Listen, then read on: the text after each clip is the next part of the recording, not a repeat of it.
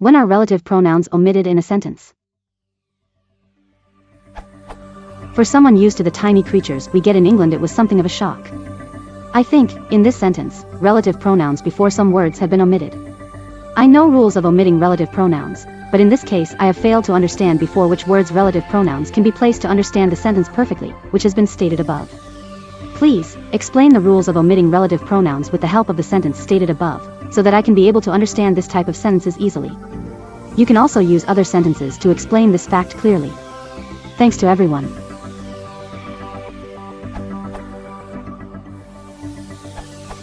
For someone used to the tiny creatures we get in England, it was something of a shock. In the example sentence, there seem to be 3 verbs which are in bold. A typical clause consists of a subject and a predicate, where the predicate is typically a verb phrase. 1. Used. It cannot function as a verb as there is a preposition for in the sentence and there is no object.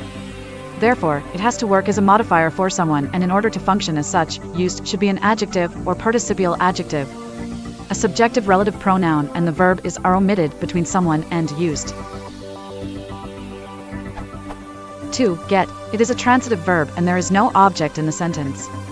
There is no conjunction between creatures and we. Therefore, the objective relative pronoun which or that is omitted before we. 3. Was. It is the main verb of the sentence. For someone who that is used to the tiny creatures which that we get in England, it was something of a shock. You have to remember. If the relative pronoun is the object of the verb, then it can be omitted. If the relative clause contains the verb be plus an adjective phrase, as in the example sentence, and prepositional phrase, be plus a past participle, be plus a present participle, then relative pronoun plus verb be can be omitted. You can visit this British Council site to see more examples.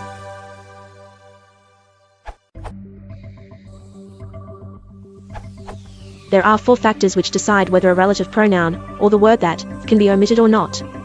Is it a defining relative clause? Does the main verb in the relative clause have a separate subject? Is the relative pronoun the first word in the relative phrase?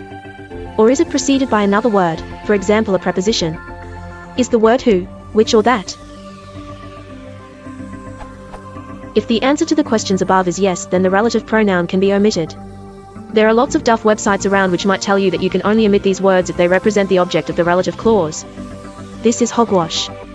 You can omit the pronoun as long as it is not the subject of the matrix verb in the relative clause.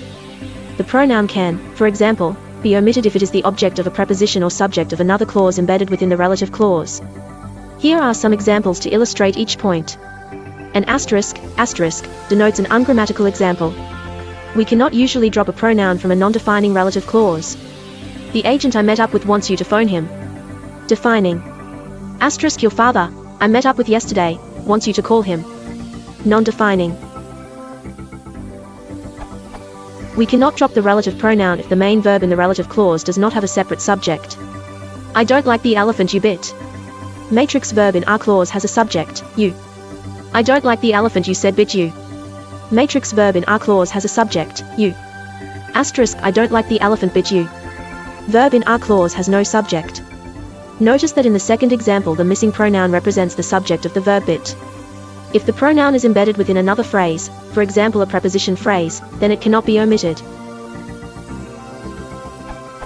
That's the circus I work in. That's the circus in which I work. Asterisk that's the circus in I work. We can drop the pronouns who, which in the word that, but we cannot drop the pronoun whose. That's the table I bought. That's the girl I like. That's the girl whose table I like. Asterisk that's the girl table I like. The original poster's example. For someone used to the tiny creatures we get in England, it was something of a shock. The word someone here has been post-modified by an adjective phrase. Some people argue that this is the result of removing who is from a relative clause. If you have a defining relative clause which uses the verb be, you can often drop the relative pronoun in the verb be. Whether it is now a kind of relative clause, or just an adjective phrase, or participle phrase modifying the noun is up for debate. Here are some more examples. The man, who was going into the chip shop, was an undercover agent. The elephant, who was interested in the buns, was rather plump. Here's an example where you can't. The people who were blonde preferred detective fiction. Asterisk the people blonde preferred detective fiction. We often cannot do this if what's left of the clause is only one adjective. The sentence has a real relative clause modifying the phrase tiny creatures. Creatures, which, we get in England. This is a defining relative clause, and the verb get has its own subject, the word we. There are no other words preceding which. We can therefore happily drop the relative pronoun. We could rewrite the sentence like this to show where potential words have been omitted. For someone who was used to the tiny creatures that we get in England, it was something of a shock. Note: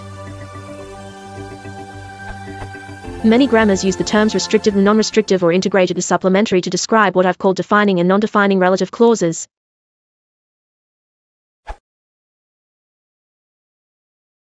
If you want to support the channel, please consider liking and subscribing.